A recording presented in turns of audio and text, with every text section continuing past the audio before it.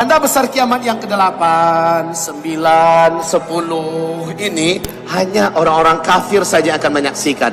Nabi bersabda, tidaklah yang menyaksikan kiamat melainkan seburuk-buruk manusia, sekafir-kafir manusia, sejelek-jelek nasib manusia di dunia, merekalah yang akan menyaksikan kiamat besar, kehancuran alam semesta. Tanda besar kiamat yang ke-8, seluruh daratan bumi sebelah timur tenggelam.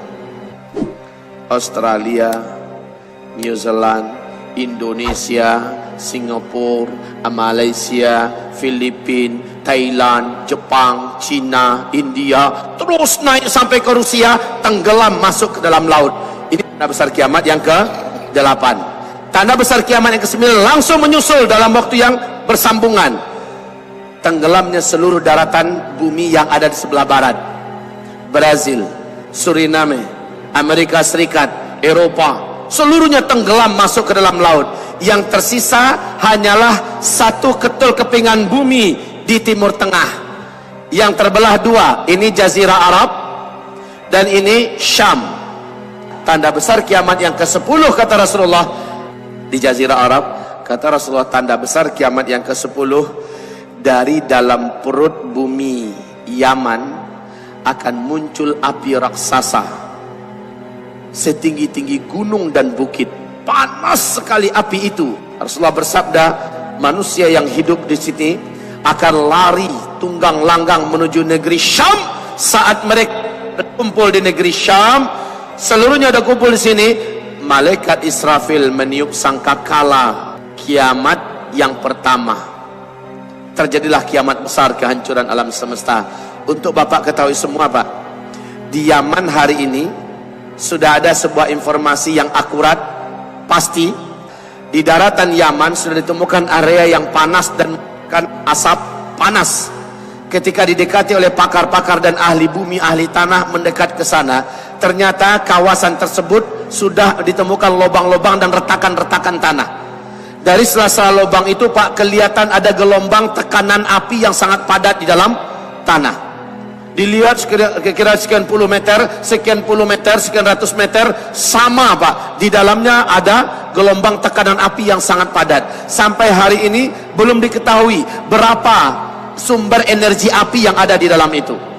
Allah isyaratnya sudah memberikan kepada kita sinyal-sinyal bahwa tanda besar kiamat yang ke-10 mungkin akan terjadi, sebab Allah telah mulai menyalakan di dalam perut bumi Yaman. Bara api ini sudah mulai dinyalakan oleh Allah sebagai isyarat yang tidak bisa dibantah. Subhanallah. Kaum muslimin yang kami muliakan, 5 tahun terakhir ini air laut telah naik secara signifikan, Pak, dari permukaan. Telah terus naik. Bumi kita mengalami penyungsangan sekarang. Kutub utara, kutub selatan. Tahun demi tahun kutub ini mulai bergerak. 2014 kutub ini telah bergerak meninggalkan tempatnya sejauh 670 km. 2015 lebih jauh lagi. Makin lama bumi ini makin terus berputar. Otomatis Arab mulai diajak untuk menggantikan posisi kutub utara. Pantesan Arab 5 tahun terakhir sudah mulai turun salju. Siberia kemudian akan sejajar dengan kutub terbaru. Lalu kutub yang lama, yang di sini ada gunung es, sini ada gunung es, karena mereka semakin mendekati daerah yang tersering terkena matahari, ini juga meleleh airnya. Maka kaum muslimin, wajar kalau laut terus naik. Sekarang terus naik. Di mana-mana sangat mudah terjadi banjir. Rasulullah bersabda sallallahu alaihi wasallam, fi hadhil ummah. Lihat yang sudah punya kitab ini halaman 293. Rasul bersabda, fi hadhil ummah khasfun wa maskhun wa qadhfun. Pada umat ini nanti akan terjadi banyak penenggelaman negeri-negeri, kota-kota banyak tenggelam. Wa maskhun, akan banyak terjadi perubahan bentuk. Saya sudah jelaskan tadi dampak ilmiahnya kenapa orang-orang menjadi berubah jelek, khususnya orang kafir.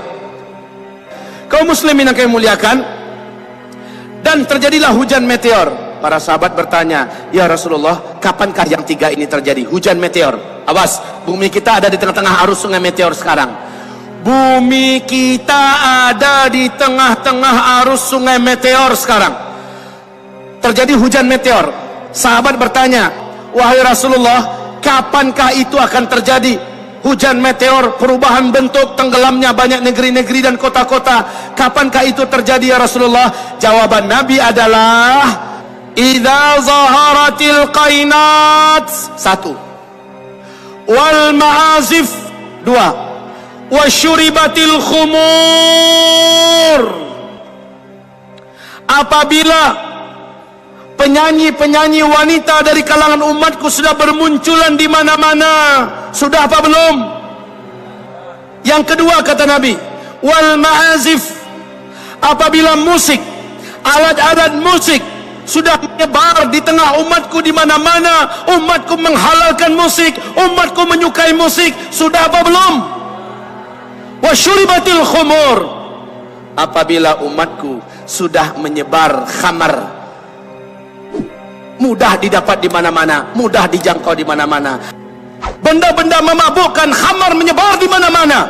La haula wala quwata illa billah. Jika tiga perbuatan ini sudah dibuat oleh umatku, kata Rasulullah, tunggu meteor akan jatuh. Akibatnya banyak negeri-negeri yang tenggelam. Kaum muslimin, ketika saya menyampaikan ini kepada Bapak Ibu semua, persis seperti para sahabat. Para sahabat Nabi, ketika Nabi menguraikan tentang kita di akhir zaman, dampak yang terjadi kepada para sahabat dahsyat, Pak.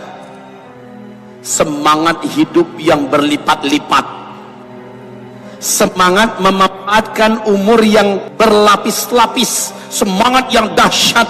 Mereka tidak ingin membuang-buang waktu sedikit pun. Mereka ingin memanfaatkan setiap hari demi hari sebaik-baiknya. Kenapa? Kiamat sudah dekat. Apa yang harus saya persiapkan? Amalan saya sejauh mana? Iman saya hari ini bagaimana? Bagaimana baca Quran saya? Bagaimana tahajud saya? Bagaimana sedekah saya? Bagaimana di perjuangan saya untuk agama ini? Akhirnya para sahabat full memikirkan agama. Mereka cari dunia untuk agama. Mereka gali dunia untuk agama. Mereka fikirkan bagaimana amal mereka lebih hebat, mereka lebih jujur, mereka lebih amanah, mereka lebih berakhlak. Mana yang lebih tinggi di antara mereka, saling berlomba-lomba menjadi manusia terbaik. Setelah mereka mendengarkan bahwa mereka hidup di akhir zaman dari Rasul. Masalahnya, ketika Nabi menjelaskan ini kepada mereka, kepada sahabat-sahabat, sahabat itu langsung percaya, langsung yakin. Padahal tanda-tanda yang diceritakan Nabi belum nampak seluruhnya pada mereka, adanya malah pada kita. Siapa yang lebih berhak untuk seperti sahabat semangatnya? Mereka atau kita yang seharusnya? Kita, karena kita yang menyaksikan semua. Sungai Efrat mengering saat kita hidup, salju turun di Arab saat kita hidup. Bukan saat sahabat, tapi sahabat, Masya Allah, mereka benar-benar full memperjuangkan agama. Hidup mereka adalah untuk Allah. Inna salati wa nusuki wa mahyaya wa mamati lillahi rabbil alamin. Energi ini yang muncul pada para sahabat setelah mereka mendengarkan uraian akhir zaman dari Rasulullah. Sekarang energi yang sama yang harusnya Bapak warisi, semangat untuk hidup, bukan mengambil kesimpulan yang salah. Baik kaum muslimin yang kami muliakan, harusnya sekali lagi yang muncul adalah pas kata Nabi, kalaupun besok kiamat terjadi, di tangan kalian hari ini ada satu butir biji kurma yang dapat kalian tanam hari ini. Tanam, kata Rasulullah. Padahal Bapak Ibu tahu, kurma itu kalau ditanam sekarang 3, 4, 5 tahun yang akan datang baru mulai berbuah. Padahal kata Nabi besok udah mau kiamat, masih ada biji kurma yang dapat kamu tanam hari ini. Tanam hari ini. Ini bukan sebuah tamsilan kosong, Pak. Maknanya apa? Sedekat apapun kiamat, apa hal yang bisa kamu buat hari ini dari hal yang bermanfaat, buat. Karena inilah yang paling positif yang bisa dilakukan sekarang. Masalah kiamat terjadi atau tidak, inilah prestasiku.